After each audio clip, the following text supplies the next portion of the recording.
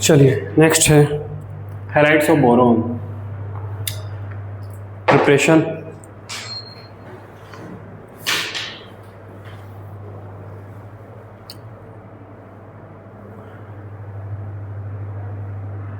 Boron directly combines with X2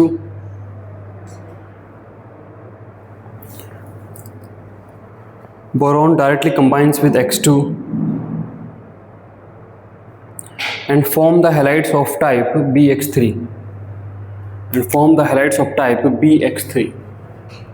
तो आपका B plus आपका ये X2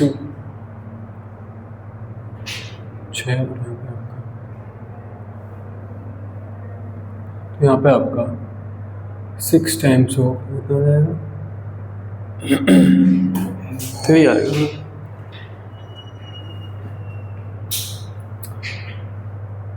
BX3 2 आ जाएगा तो यहाँ पर आपका 3 2 6 2, ठीक है। जहाँ पर X आपका हो सकता है, सारे हो सकते हैं, फ्लोरीन, क्लोरीन, ब्रोमीन और आयोडीन। प्रॉपर्टीज चलते हैं। Properties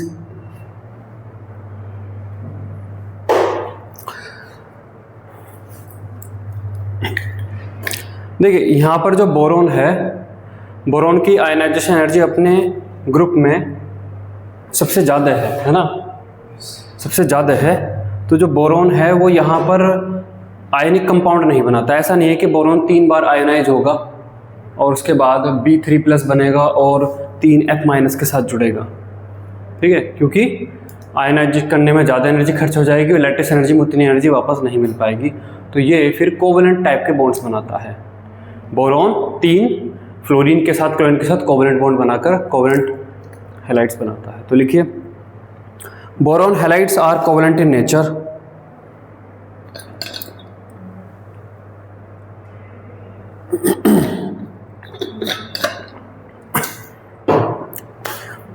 Full stop. It does not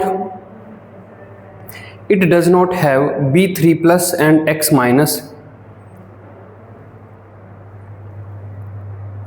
as due to small size boron have very high ionization energies.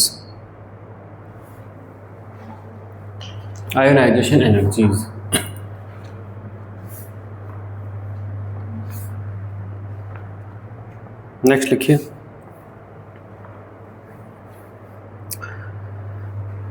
जैसे NaCl है, पानी में आप डालते हैं तो इलेक्ट्रिसिटी कंडक्ट कर देता है वो सॉल्यूशन, लेकिन अगर आप BCl3 वगैरह को डालेंगे तो इलेक्ट्रिसिटी कंडक्ट नहीं होगी क्योंकि ये आयोनाइज नहीं होता उस तरीके से। तो लिखिए, these does not ionize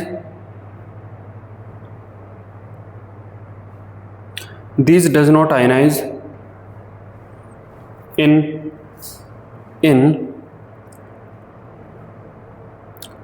liquid or aqueous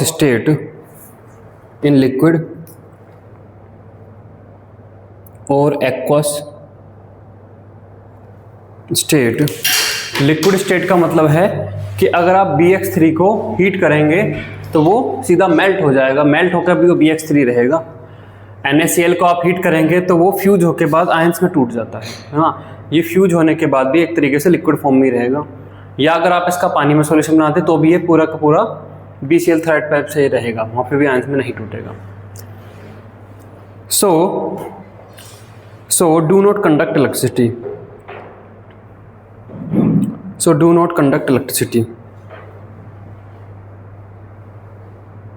Conduct electricity. Third, the boiling point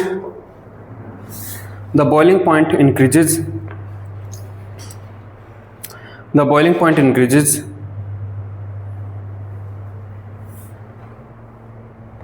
As the molecular weight of BX3 increases. As the molecular weight of BX3 increases.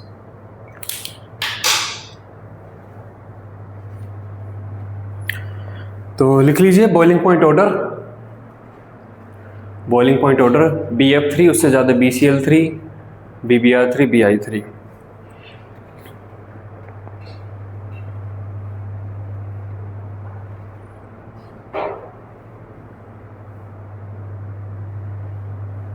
Next लिखिए, अगर आप देखें तो BX3 जब बन जाता है तब भी बोरॉन के पास एक एम्प्टी p ऑर्बिटल मौजूद है और ये इस एम्प्टी p ऑर्बिटल के साथ एक बॉन्ड और बना सकता है।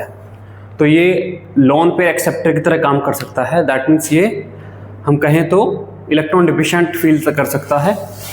ठीक है, तो लिखिए इसमें boron trihalides are electron deficient compounds. Boron trihalides are electron deficient compounds as the octet of boron atom is not complete.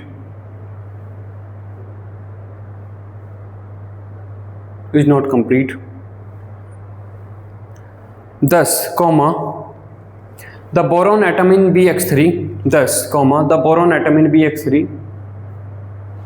The boron atom in BX3 molecule can accept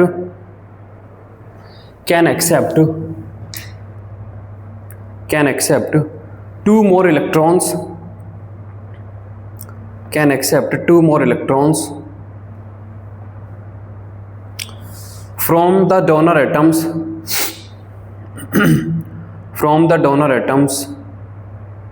like N,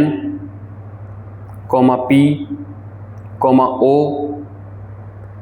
S, F, etc. in NH3, PH3, H2O, H2S, HF and F minus, etc. respectively to form addition compounds.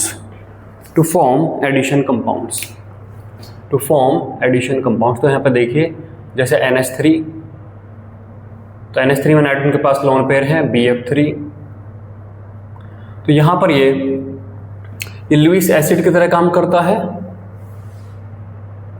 और यहाँ पर ये काम करता है Lewis base की तरह काम करता है और यहाँ पर ये बना लेता है NH3, इससे इधर की साइड में कोऑर्डिनेट बॉन्ड BF3। इन कंपाउंड्स को एडक्ट बोला जाता है ना। तो यहाँ पर ये एडक्ट कंपाउंड आपका ये बना लेता है, जस्ट जुड़ गए हैं, नथिंग, कुछ और चेंज नहीं हुआ। ठीक है, लिखिए इसमें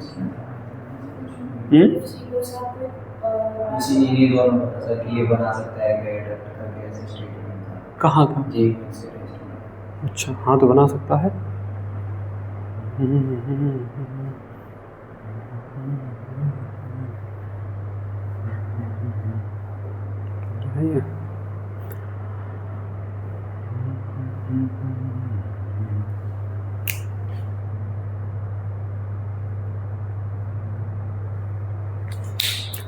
एडक्ट उन कंपाउंड्स को बोला जाता है जिनमें कि दो मॉलिक्यूल सिर्फ केवल बस जुड़ जाते हैं एक बॉन्ड के थ्रू और कुछ चेंज नहीं है, मतलब कहीं भी एटम इधर से इधर टूट के इधर से इधर टूट के कुछ नहीं हुआ है, बस जुड़ गए हैं। Those compounds are known as adduct, add हो गए बस। वो मतलब केमिकल प्रॉपर्टीज में कोई फर्क नहीं आता क्या इनकी?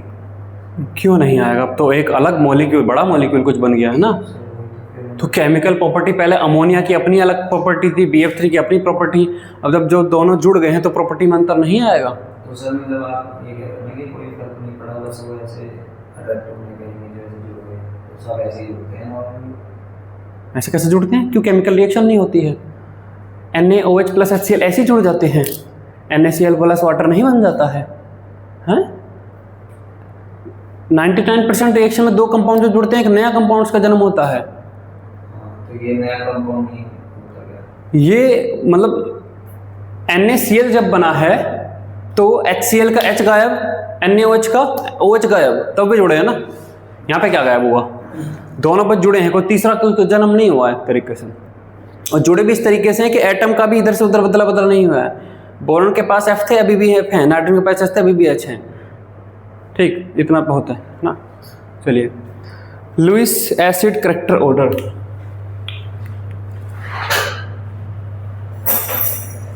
Lewis acid character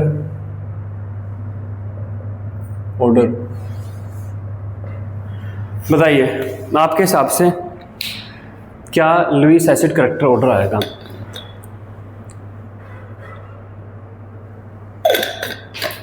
sir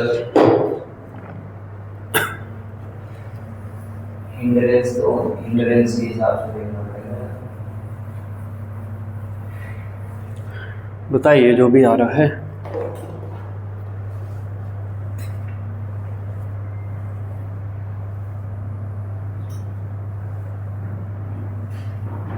BF3 का सबसे ज़्यादा होगा और फिर घटेगा होगा। क्यों BF3 का सबसे ज़्यादा होगा?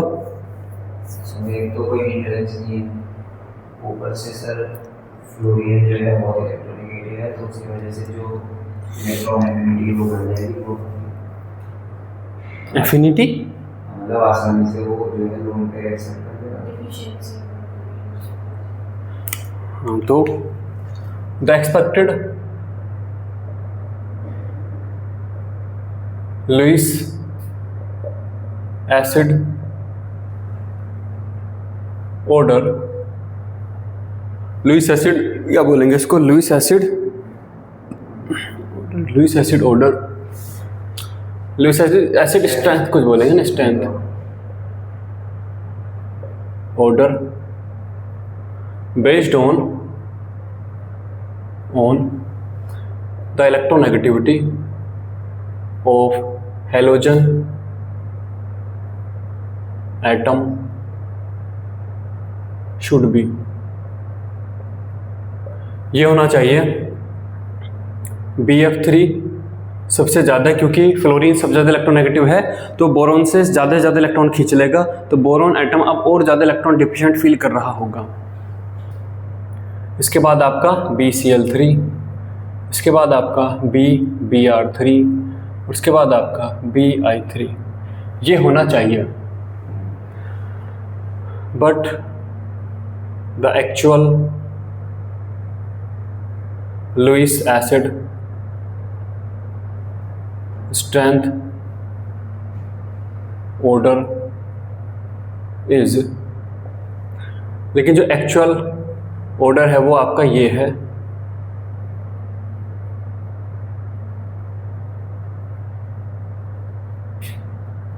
BF3 सबसे कम है, उसके बाद BCl3 है, फिर आपका ये है। एक्चुअल ऑर्डर आपका ये है। ठीक है, लिखिए इसको।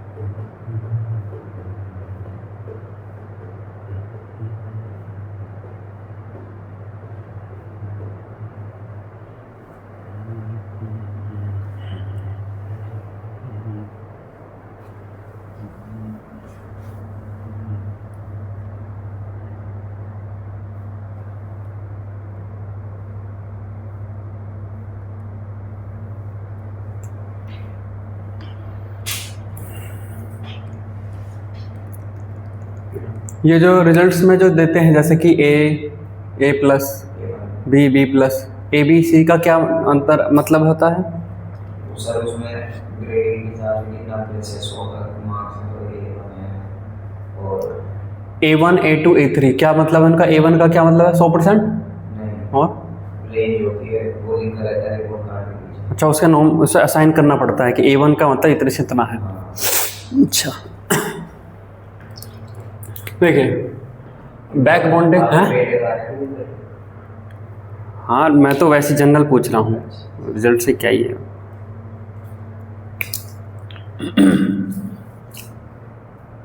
बैक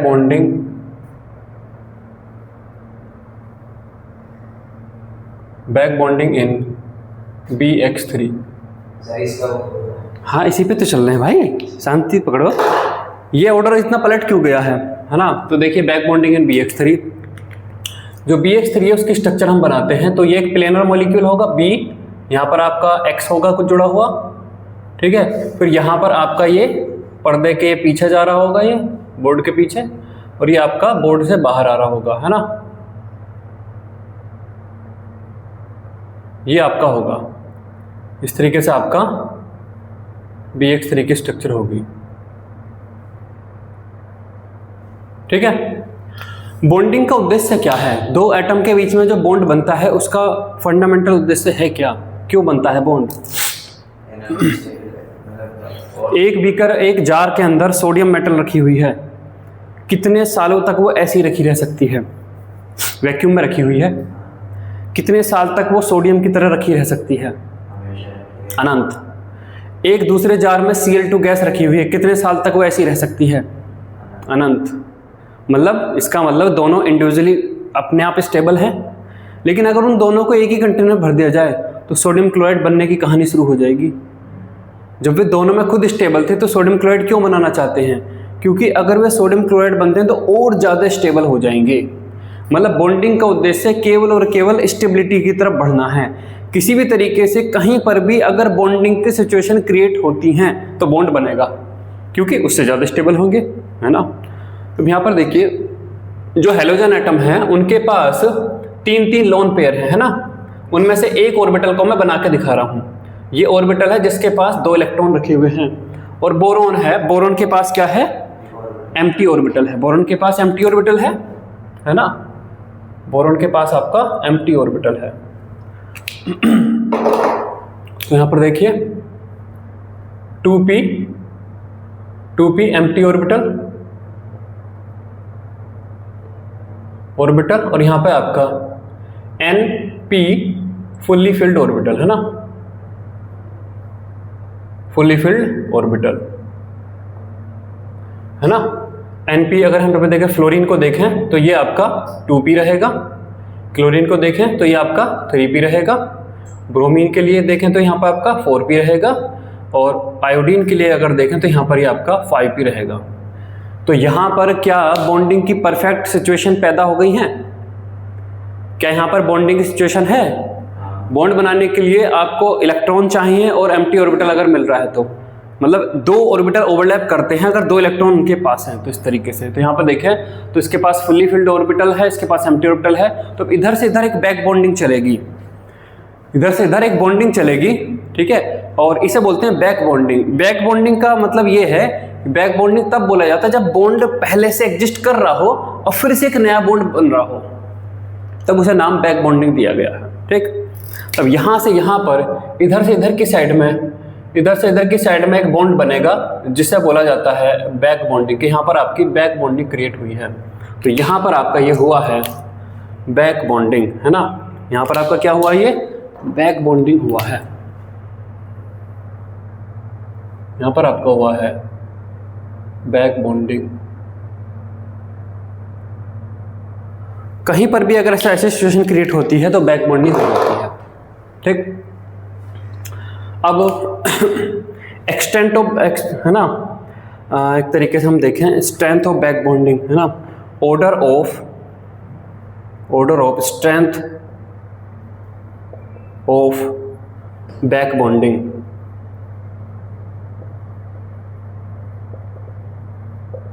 किस में बैक बॉन्डिंग ज़्यादा अच्छी होगी? BF3 में या BI3 में? क्योंकि ऑर्बिटल्स के साइज सेम है ना। किस पे बेस्ड है?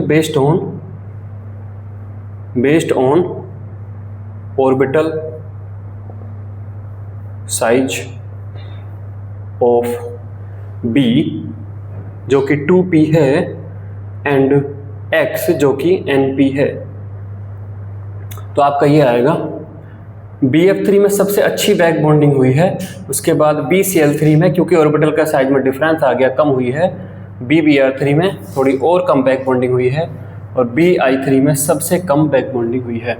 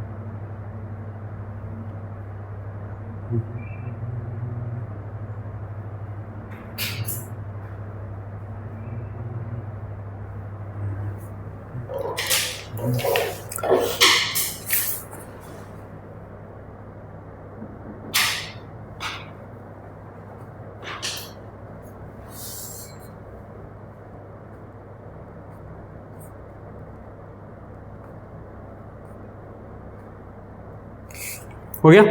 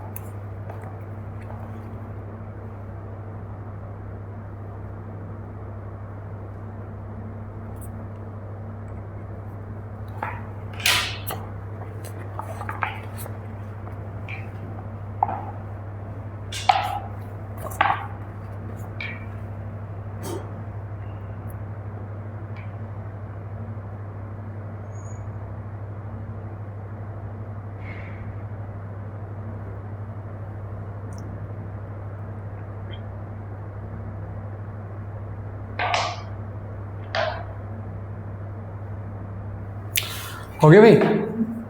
अब देखिए, ये जो बैक बॉन्डिंग है, जो बोरॉन का एम्प्टी ऑर्बिटल था, बोरॉन के पास एम्प्टी ऑर्बिटल था, तभी तो वो किसी और के साथ बॉन्ड बनाने की चाहत रख रहा था। अब वो बॉन्ड एक्स ने ही बना लिया। अब जितना एक्स ज़्यादा से ज़्यादा अच्छा बॉन्ड बनाएगा, बोरॉन के एम्प्टी ऑर्बिटल की इलेक्ट्रॉन कहीं और बॉन्ड बनाने की चाहत उतनी ही कम हो जाएगी। तो सबसे अच्छी बैक बॉन्डिंग हुई है BF3 में। मतलब BF3 में बोरॉन की जो बोरॉन एटम की जो इलेक्ट्रॉन डिफिशिएंट नेचर थी, सबसे ज़्यादा पूरी हुई है। फ्लोरीन एटम ने बोरॉन की जो एम्प्टीनेस थी उसको सबसे ज़्यादा फिल किया है। अब बोरॉन तरोताज़ा महसूस कर रहा है कि मुझे कोई कमी नहीं है ना। BF3 में बोरॉन क्या अब इलेक्ट्रॉन डिफिशिएंट फील करेगा? नहीं। BF3I3 में करेगा, क्योंकि बैक बॉन्डिंग काफ़ी पुअर हुई है। अब ये करेगा तो फिर यही लुईस एसिड ज़्यादा अच्छा काम करेगा। तो लिखिए, this back bonding reduces the electron deficiency of boron atom.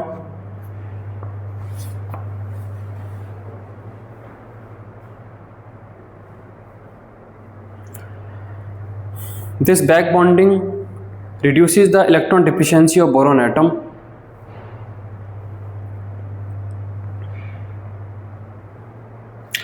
Hence, its Lewis acid character decreases. Hence, its Lewis acid character decreases. Lewis acid character decreases. We'll stop. The tendency to form back bonding is maximum in BF3.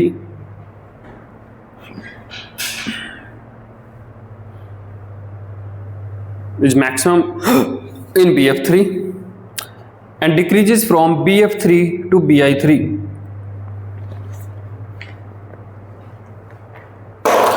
Based on the orbital size difference of B and L. हैं कहाँ पर? The tendency to form back bonding is maximum in BF3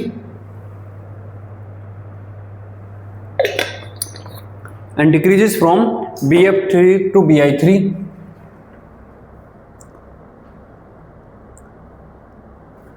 Based on the orbital size difference, of B and X.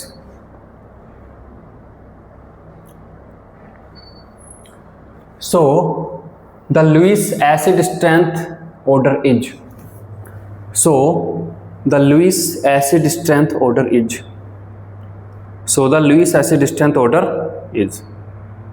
तो लिखिए BF3 सबसे ज़्यादा है, उससे कम BCl3, उससे कम BBr3. हाँ, BF3 से ज़्यादा BCl3, उससे ज़्यादा BBr3, उससे ज़्यादा BI3.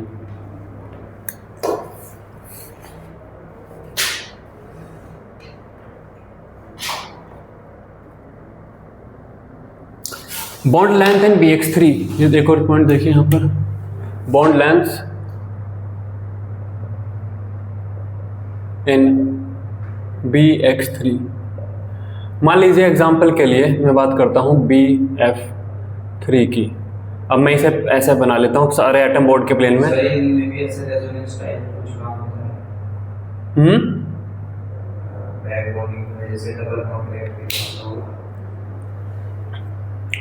रेजोनेंस से मतलब क्या है, मतलब उस टाइप की चीज. देखिए, अगर इलेक्ट्रॉन क्लाउड किसी तरीके से डिस्ट्रीब्यूट हो सकता है तो एक तरीके से रेजोनेंस की कंडीशन. रेजोनेंस का उद्देश्य ही वो है कि आपके पास जो इलेक्ट्रॉन क्लाउड है आप उसे डिस्ट्रीब्यूट कर दीजिए यूनिफॉर्मली, तो वो ज़्यादा अच्छी स्टेबिलिटी देगा.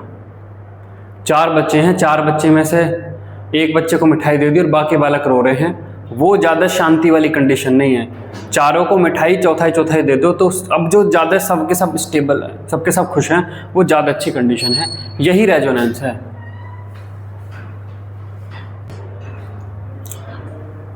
यहाँ पर देखिए, यहाँ पर जो ये बॉन्ड बनता है, ये बैक बॉन्डिंग ऐसा नहीं कि एक ही हेलोजन एटम बनाता है, तीनों बनाते हैं. अब यहाँ से बोरोन एटम तीनों से 33.33% इलेक्ट्रॉन क्लाउड लेगा, तो यहाँ से भी 33.33% बॉन्ड है, ये 0.33% बॉन्ड है. यहाँ पर भी ये 0.33% बॉन्ड है और यहाँ पर भी ये 0.33% बॉन्ड है. इसकी वजह से ऑल BF बॉन्ड्स या BX bonds are equal in length.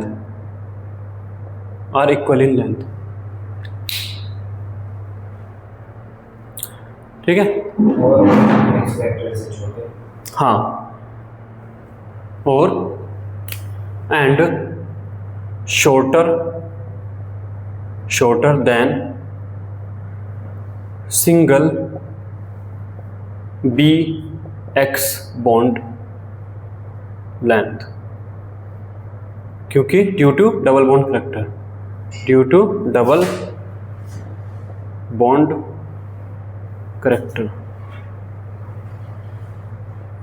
Character की वजह से.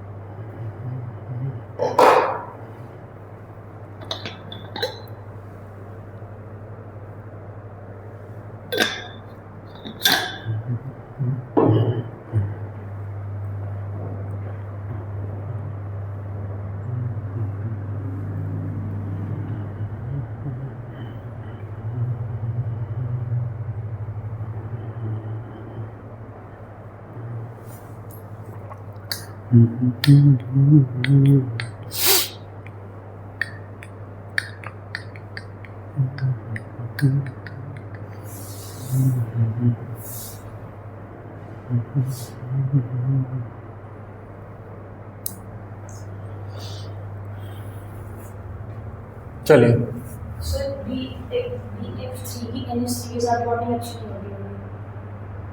BF3 की NH3 के साथ बॉन्डिंग कम होती होगी. हाँ, क्योंकि उसका ऑक्टेट का भी काफ़ी पूरा है. हाँ.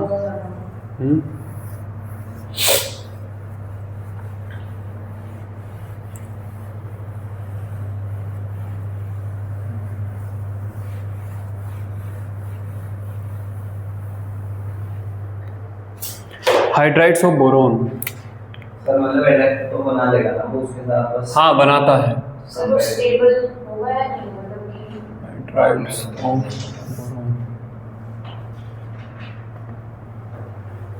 कहीं पे अनस्टेबिलिटी के लिए लिखा नहीं है, वो बनाता है ऐसा लिखा हुआ है। ठीक है, लुईस एसिड ऑर्डर कम है, ख़त्म नहीं है, ख़त्म के लिए बात नहीं करी उसने कहीं पे, है ना। हाइड्राइड्स ऑफ बोरोन, सर ये AlCl3 वगैरह इन सब में भी बनता है back bonding?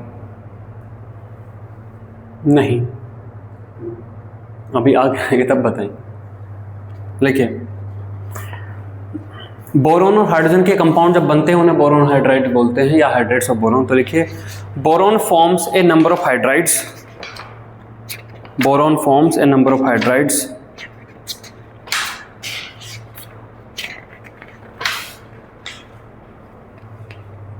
boron forms a number of hydrides. Stop. These are called boranes.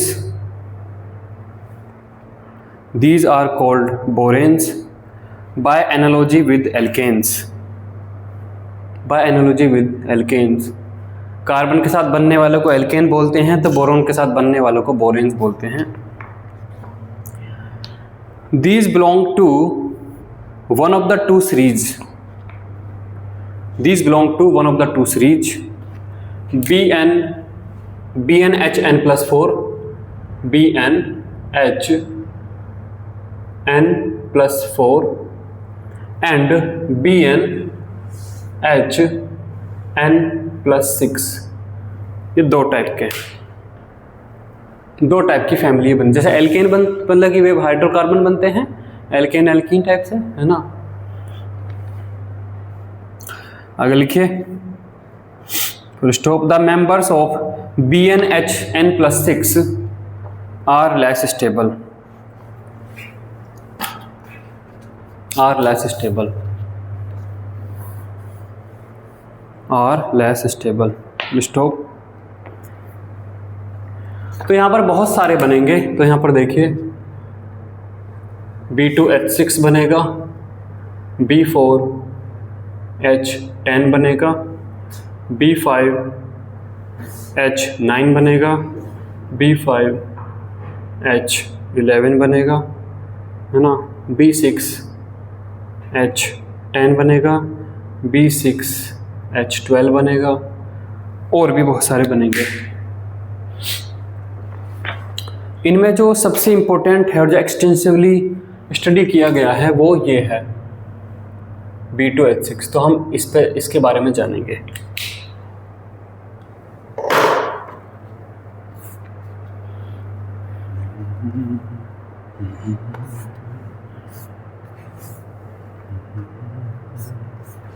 देखिए the most important hydride is diborane. The most important hydride is diborane,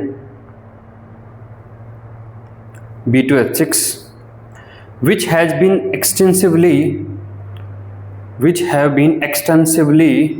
studies. तो diborane B2H6।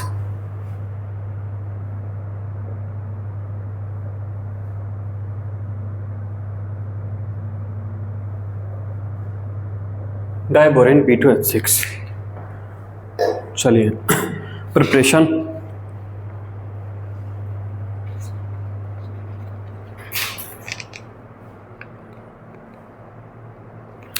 तो लिखिए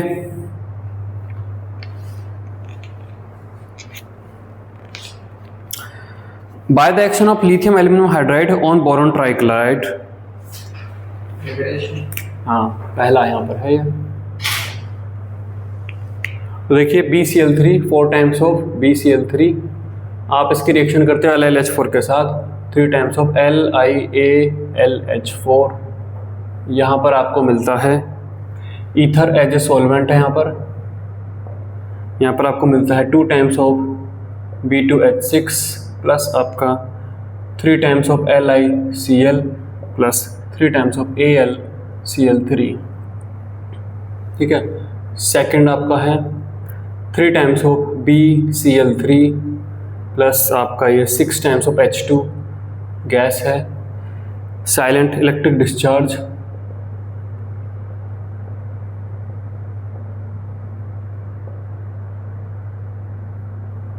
और आपको मिलता है B2H6 plus 6 times of HCl। Third है 8 times of BF3 plus आपका 6 times of LiH। This gives B2H6 plus आपका 6 टाइम्स ऑफ LiBF4। ठीक है, ये 3 प्रिपरेशन मेथड हैं इसके।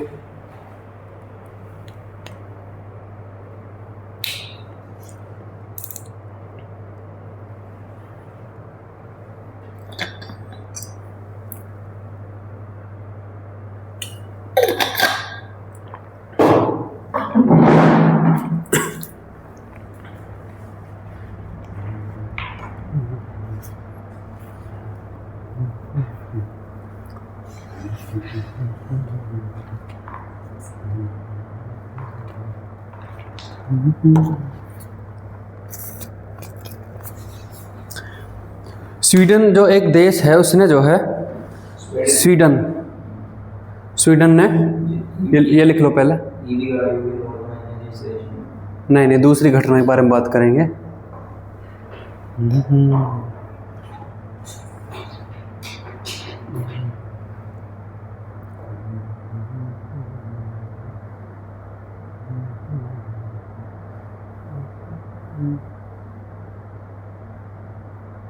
Silent electric discharge, electric discharge तो पता है। देखिए, साइलेंट वाला वो हो सकता है जब किसी इलेक्ट्रोड के बीच में हाई पोटेंशियल कर देते हैं तो फिर स्पार्क जनरेट होने लगता है, तो वो साइलेंट नहीं रहता। और अगर इतना पोटेंशियल नहीं है लेकिन इलेक्ट्रिक फील्ड है तो क्या पता वो साइलेंट हो, पर मैं श्योर नहीं हूँ साइलेंट और नॉन साइलेंट में क्या डिफरेंस है, ढूंढना पड़ेगा, है ना। मोस्टली इलेक्ट्रिक डिस्चार्ज लिखता है साइलेंट, कहीं कहीं पे साइलेंट लिखा हुआ मिलता है।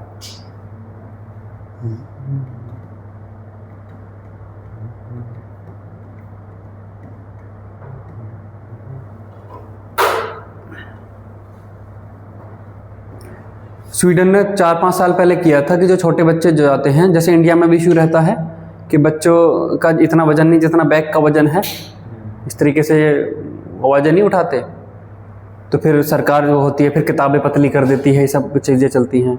तो वे और एक्सट्रीम लेवल पे गए, उन्होंने किताबें ही हटा दी कि सब बच्चे टैब लेके आएंगे। 8वीं 10वीं तक के सब बच्चे कर दिए थे उन्होंने, है ना, कि सब बच्चे टैब लेके आएंगे, किताबें रिप्लेस कर दी थी टैब से। फिर उन्होंने 4-5 साल ये पायलट प्रोडक्ट चला, मिलियंस ऑफ डॉलर खर्च हो गए। उसके बाद फिर उन्हें लगा कि उन्हें पता चला कि इससे जो है बच्चों की सीखने की क्षमता बहुत कम हो रही है। देखिए, टैब पे आप अगर इस ऐप पे पेपर पे लिख रहे हो, उसके बजाय अगर टैब पे लिखो तो टैब पे लिखने पर बहुत सारी, उसमें नोट पैड होता है, बहुत सारी दलीलें दे देंगे कि आप कलर्ड नोट्स बना सकते हो, फलाना बना सकते हो, डिकड़ा बना सकते हो, आप उसे डिजिटलाइज करते हो, 50 चीज़ें दे देंगे। अब स्वीडन की सरकार ने वो वापस से रिवर्ट कर दिया है कि नहीं, इससे सीखने की क्षमता कम हो रही है, टैब वैब सब हटा के वापस से वो फिर किताबों पर आ गए हैं। सेम सिनेरियो हुआ USA में। वहाँ पर भी जो छोटी क्लासेस थी, वहाँ पे शायद 5वीं तक या जो भी स्टैंडर्ड उस तक, वहाँ पे उन्होंने सारी किताबें हटा के एप्पल के टैब्स दे दिए थे।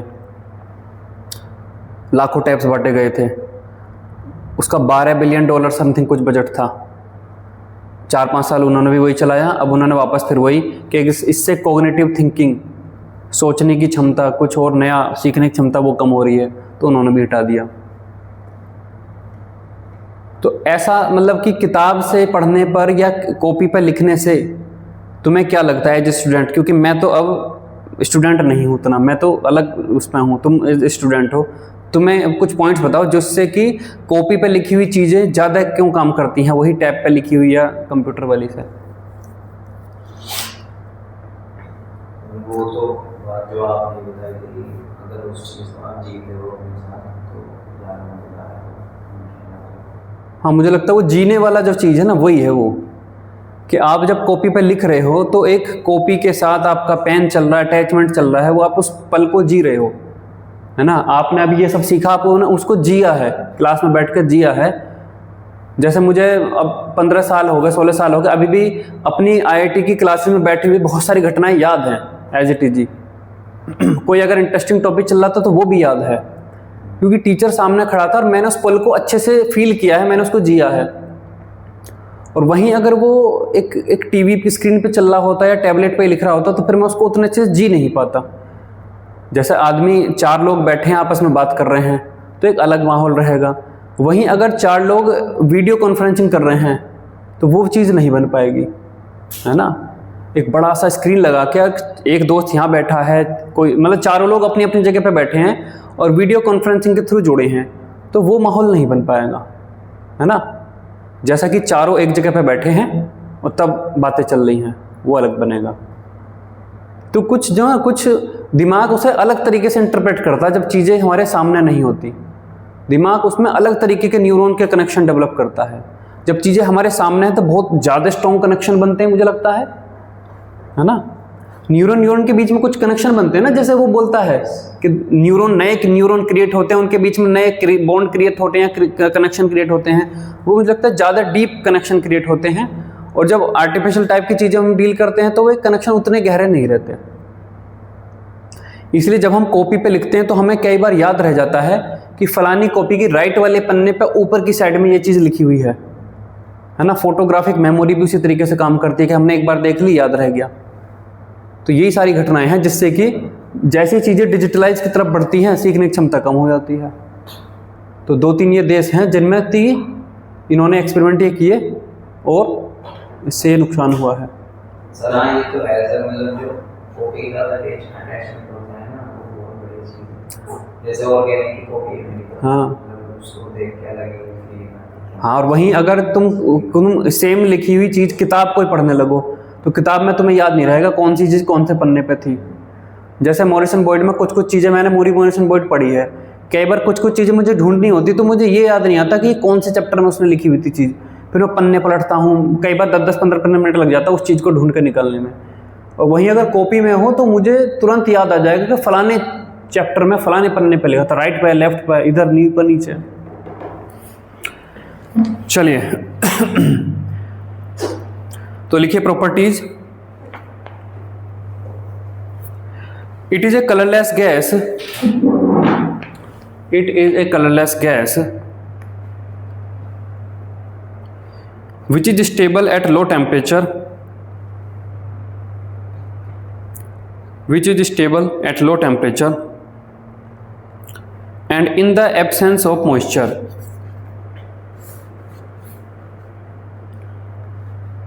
absence of moisture। नेक्स्ट लिखिए।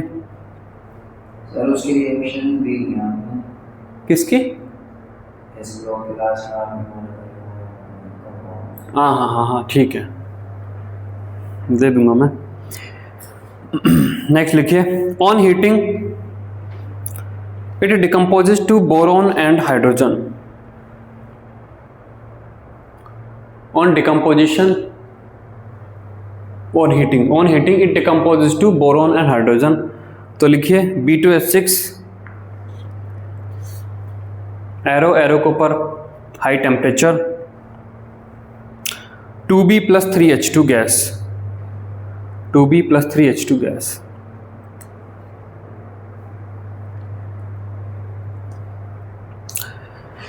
नेक्स्ट लिखिए it burns in oxygen, it burns in oxygen,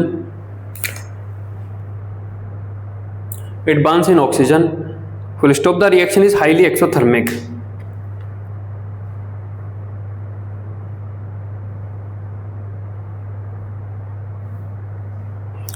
B2O3 यानी एक अच्छा फ्यूल है। Plus heat.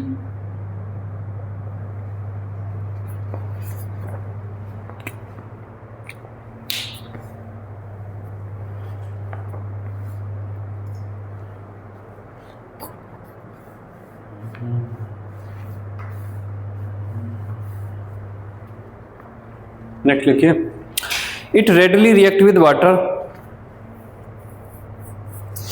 It readily react with water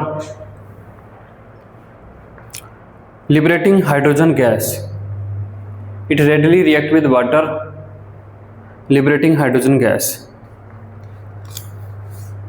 तो लिखिए B2H6 plus 6H2O,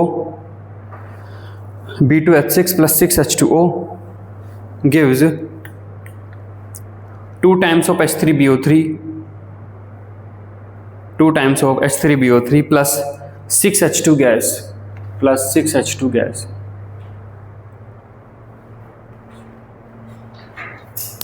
नेक्स्ट लिखिए it reacts with strong alkalis,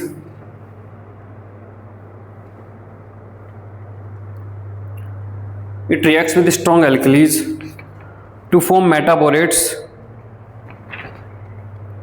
metaborates, and hydrogen gas. लिखिए B2H6 plus 2 times of KOH, B2H6 plus 2 times of KOH plus 2 times of H2O gives 2 times of KBO2, 2 times of KBO2 plus 6H2 plus 6H2.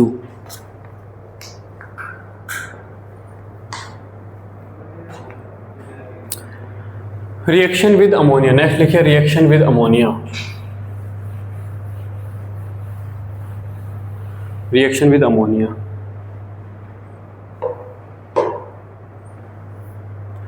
तो यहां पर देखिए ये बड़ा important यहां पर है B2H6 प्लस आपका NH3. NH3 यहां पर आपका एक्सेस में होगा, है ना, एक्सेस में. अगर आपका टेम्परेचर लो है, लो टेम्परेचर, तो यहां पर आपका बनता है B2H6 dot 2 times of NH3. ये आपका बनता है जिसे बोला जाता है आपका हाँ सर, ये केवल एडक्ट ये बनता है ना. वही सेम रिएक्शन है B2H6 प्लस NH3 एक्सेस में है. और अगर आपका टेम्परेचर हाई है,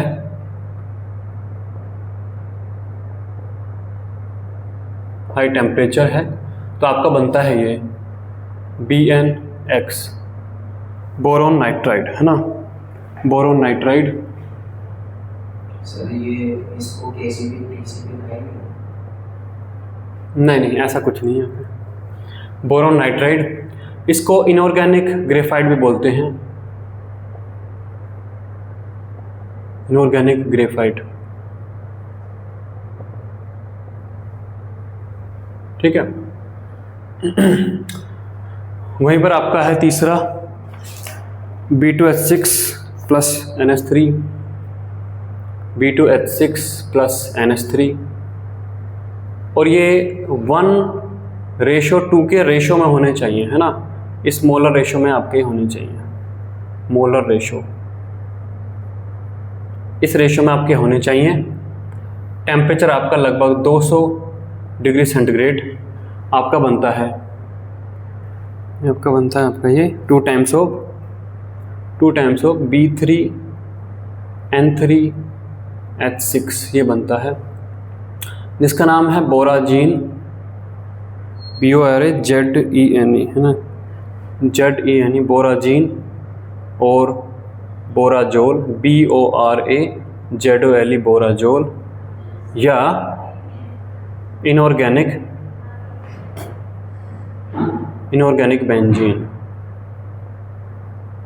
बेंजीन. ये इसकी सबसे इंपॉर्टेंट रिएक्शन है, बहुत मोस्ट फ्रिक्वेंटली पूछे जाने वाली ये रिएक्शन है.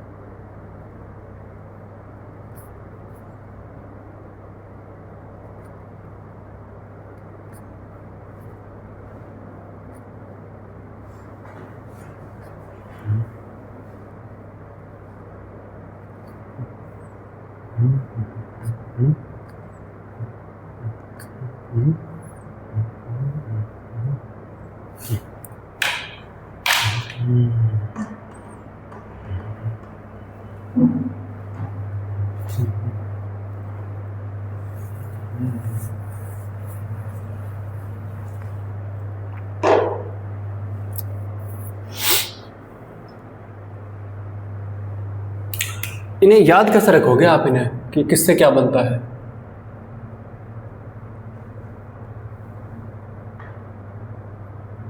कैसे याद रखेंगे कि low temperature high temperature 1:2 ratio, है ना? जब याद नहीं तो ये कचरा है, सब भूल जाओगे कल तक, हैं? ज्ञान वही जो आपके पास एग्जाम में है, साथ दे।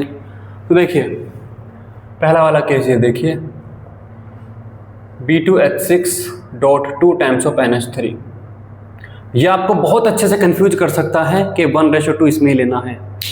कर सकता नहीं कर सकता, क्योंकि 1:2 इसमें दिख रहा है, जबकि इसमें तो 1 और एक्सेस है, 1:2 तो इसमें है, इसमें तो ये बन गया, है ना? तो देखिए ये देखिए ये क्या है, सिंपली एडक्ट है ये, है ना? सिंपली एडक्ट है, नॉर्मल एडक्ट है, तो कोई शोबाजी नहीं, कोई हाई टेम्परेचर नहीं, हाई हेलो नहीं, लो टेम्परेचर, है ना? सो लो टेम्परेचर पे आपका काम हो जाएगा, ठीक। अगला देखिए BnX बोरोन नाइट्राइड, ये क्या है आपका? हाईली स्टेबल है, हाईली स्टेबल है ना? कोई हाईली स्टेबल चीज़ बना रहे हो तो आपका, अगर आप बहुत महंगी चीज़ बना रहे हो तो आपका इन्वेस्टमेंट भी ज़्यादा लगेगा, आप इस तरीके से इंटेंशन रखते हो। सो रिक्वायर हाई टेम्परेचर, ठीक है। थर्ड देखिए यहाँ पर B2H6 और NH3 आपका 1:2, तो यहाँ पर देखिए 1:2 दैट इज 1 + 2 = 3। सो B3N3H6 इतने मैंने आपको 3 दे दिए, तो 3 अगर हैं तो 1 + 2 3, ऐसे याद रखेंगे, ठीक है।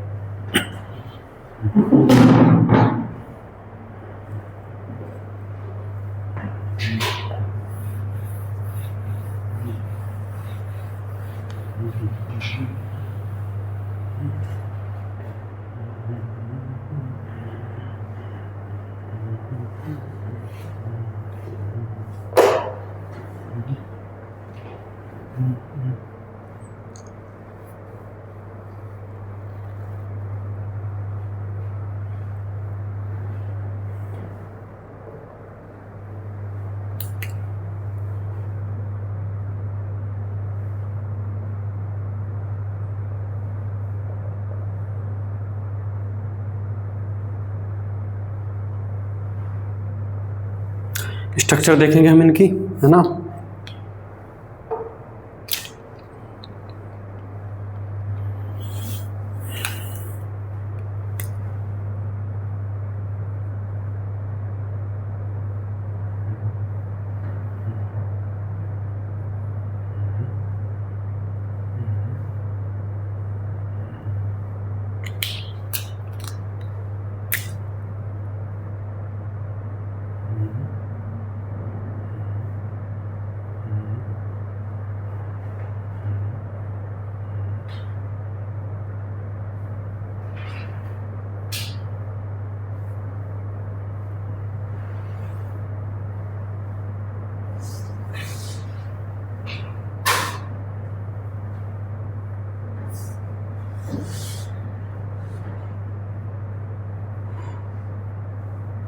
ये आपका है बेंजीन, है ना,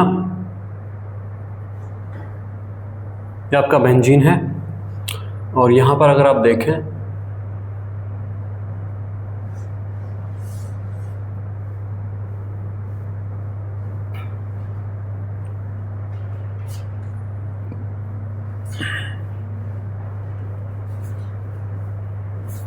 देखिए पहले ये बनता है, लेकिन नाइट्रोजन के पास आप देखेंगे तो लोन पेयर मौजूद है, तीनों नाइट्रोजन के पास एक एक लोन पेयर मौजूद है। तो नाइट्रोजन से बोरॉन की तरफ बॉन्डिंग हो जाती है, बैक बॉन्डिंग, एक तरीके का वो कोऑर्डिनेट बॉन्ड है।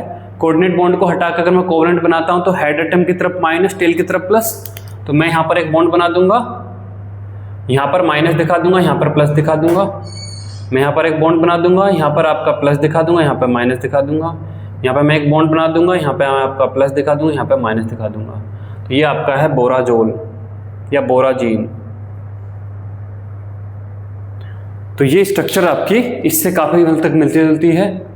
ये प्रॉपर्टीज़ में भी कुछ कुछ प्रॉपर्टीज़ में सिमिलर हैं, है ना, और ये पोलर मॉलिक्यूल है। देखिए इसमें ये वाले सेक्शन हैं जिनकी वजह से पोलर है, ये पोलर है and more reactive than benzene, है ना, पोलर मॉलिक्यूल, ठीक है, more reactive than benzene. More reactive क्योंकि ज़्यादा पोलराइज साइट है इसके पास, है ना, ये नॉन पोलराइज है, ये आपकी नॉन पोलर है, ये आपकी नॉन पोलर है। तो ये आपकी होती है इसकी स्ट्रक्चर।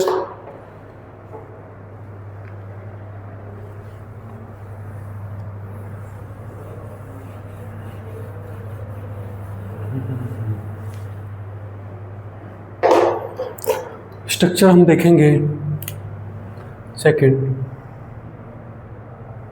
BnX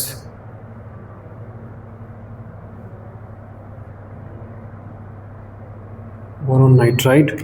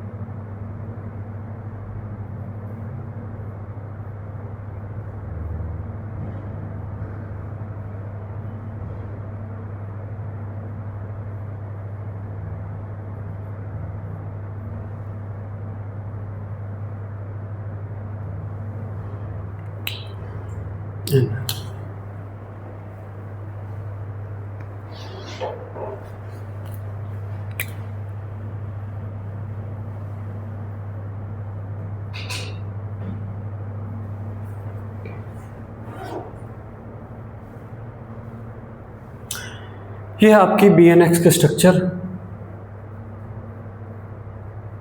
ये आपकी BnX की स्ट्रक्चर है, जिसे वो ये स्ट्रक्चर बना ली, हाँ,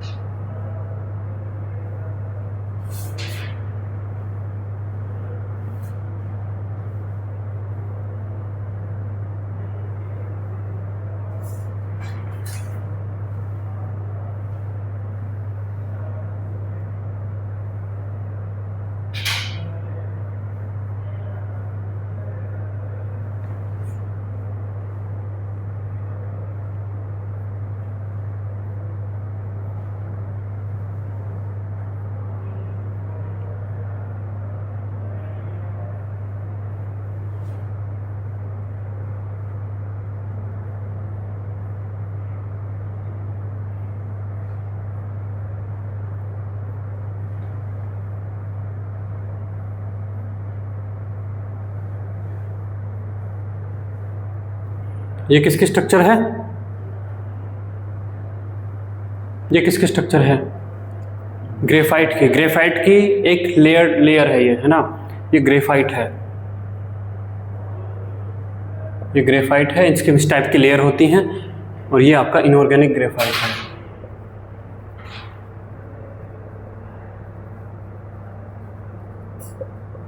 इसमें अगर आप ध्यान से देखें तो अभी 3-3 इलेक्ट्रॉन की शेयरिंग हमने बनाई है।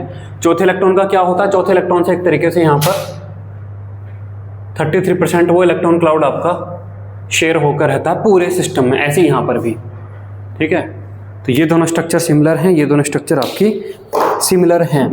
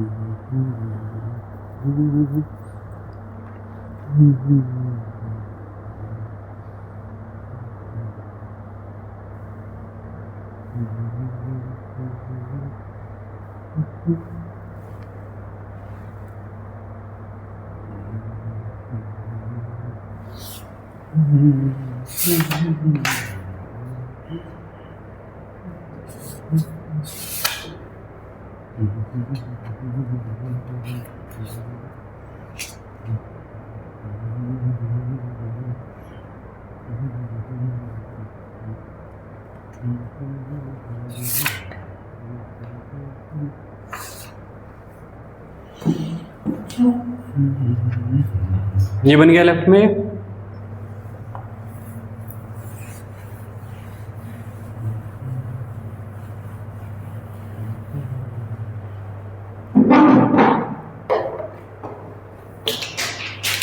Structure of B2H6।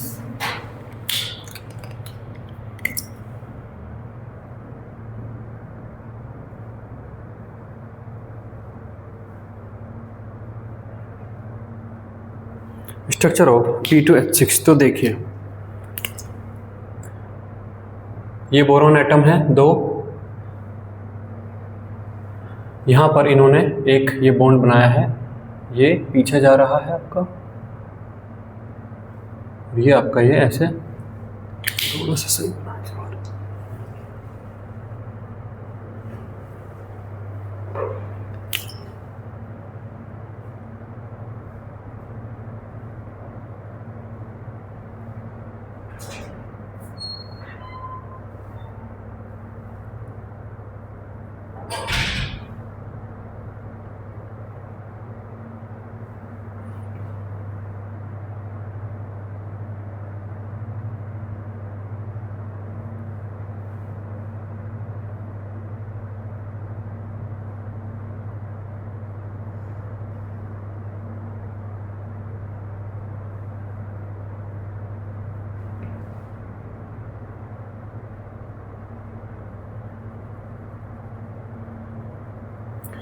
अब इसके पास एक हाइड्रोजन यहाँ पर है, ये एक हाइड्रोजन यहाँ पर है, इसके पास एक इलेक्ट्रॉन है, इसके पास एक इलेक्ट्रॉन है, बोरॉन के पास अभी एक इलेक्ट्रॉन बचा है, यहाँ पर बोरॉन के पास एक इलेक्ट्रॉन बचा है। बोरॉन के पास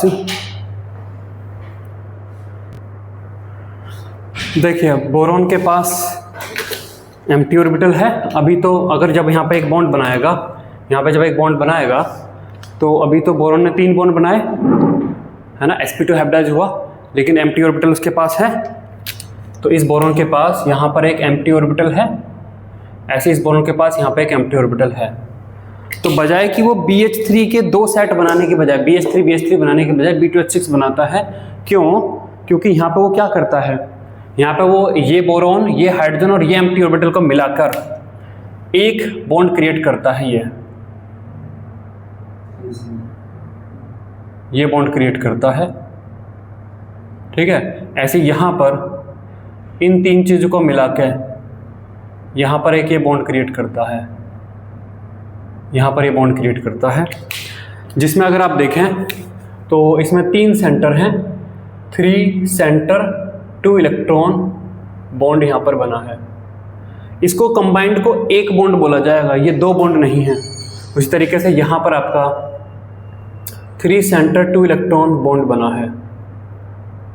अगर ये आपसे पूछा जाए तो ये आपके 2 सेंटर 2 इलेक्ट्रॉन बॉन्ड हैं, ठीक। तो इसके पास 3 सेंटर 2 इलेक्ट्रॉन बॉन्ड कितने बोले जाएंगे? Number of bonds 2। 2 centre 2 electron bonds कितने बोले जाएंगे? 4, ठीक है।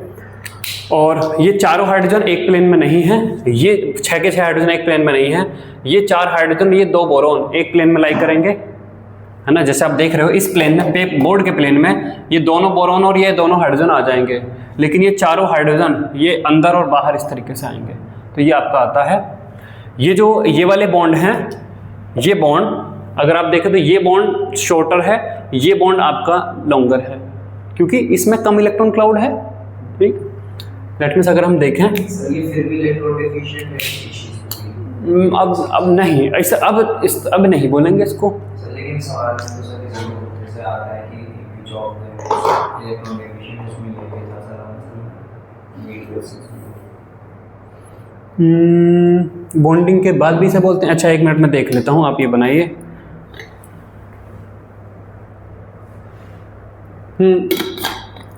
हाँ, जितने सेंटर हों उस हिसाब से इलेक्ट्रॉन तो नहीं है। एक बार मैं देख लेता हूँ, बोल तो शायद अभी भी इसको बोलता है ना।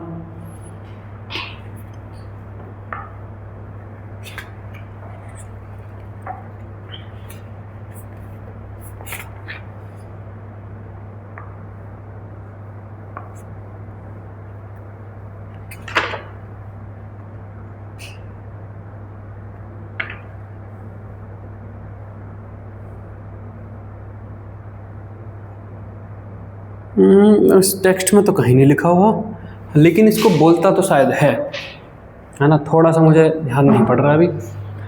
चलिए, जो बोरॉन है इनकी हाइब्रिडाइजेशन क्या बोली जाएगी? इस बोरॉन की हाइब्रिडाइजेशन आप क्या बोलोगे? sp2 या sp3? sp3 है ना, क्योंकि 4 ऑर्बिटल यूज हो गए हैं। sp3 हाइब्रिडाइजेशन है और इसकी हाइब्रिडाइजेशन भी sp3 हाइब्रिडाइजेशन है।